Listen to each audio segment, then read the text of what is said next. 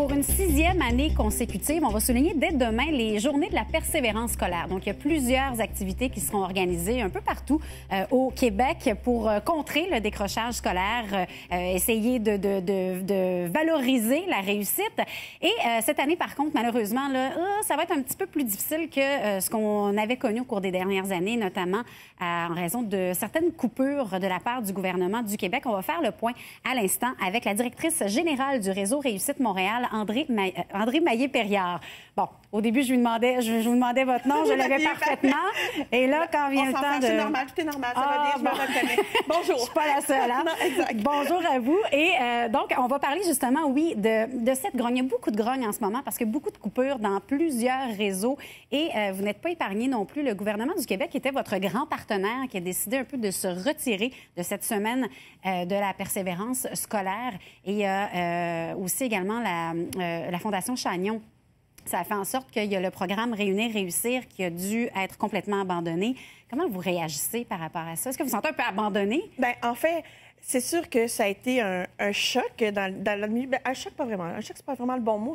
En fait, ce programme-là avait une fin. Donc, la fin était connue. OK. Mais on s'attendait tous à ce qu'il soit reconduit, si on veut, puisque les résultats étaient au rendez-vous, ça allait bien.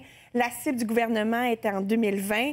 On était en 2015, donc on pensait en toute honnêteté qu'on allait poursuivre le travail. Ça allait de soi, puisqu'on s'est donné une cible, toute la société ensemble. On veut que 80 de nos jeunes obtiennent un premier diplôme. Bien oui. On était en marche, toutes les régions du Québec. Donc, c'est certain, mais ça a été accentué. Il y a la fin de Réunir Réussir, mais ça a été accentué par toutes sortes d'autres décisions aussi qui ont fait que tout s'est désorganisé, puis on s'est retrouvé à l'automne dans une situation assez difficile et précaire.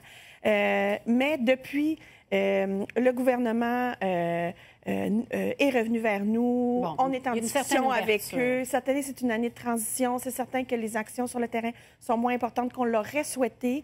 Mais on est dans une année de transition avec le gouvernement. La Fondation André Chagnon, elle, dès le départ, elle nous a soutenus pour une transition aussi suite à cette décision-là. Puis il faut dire que les journées de la persévérance scolaire, mais cette année, c'est beaucoup... certainement grâce à la Fondation qu'on a pu les réaliser à la hauteur qu'elles seront. Et en gros, justement, quel est le but, l'objectif de cette semaine-là de la persévérance scolaire? Alors, cette semaine-là, elle se tient toujours à la 3e semaine de février. L'objectif, c'est un temps d'arrêt. C'est un moment dans l'année où on se dit, oh, oubliez pas, c'est important d'encourager nos jeunes, c'est important d'être auprès d'eux. Cette année, l'objectif, c'est de rappeler à tout le monde que tout le monde a un rôle à jouer, que la persévérance scolaire, c'est l'affaire de tout le monde. Oui. Donc, c'est certainement le parent, l'enseignant. Ça, c'est comme le premier trio, comme dans une équipe de hockey avec le jeune. Mais il y a aussi les intervenantes en petite enfance qui jouent un rôle essentiel dans la préparation de nos enfants pour l'entrée à l'école. Il y a les organismes communautaires, les intervenants communautaires, le maire, l'élu municipal qui aménage des infrastructures intéressantes pour les loisirs, les gens d'affaires qui sont conciliants. Tout le monde a un rôle à jouer pour soutenir la persévérance scolaire de nos jeunes. Parfait. Et là, vous vouliez absolument qu'on parle des héros de la persévérance. Cette année, vous misez beaucoup là-dessus. Qu'est-ce que c'est?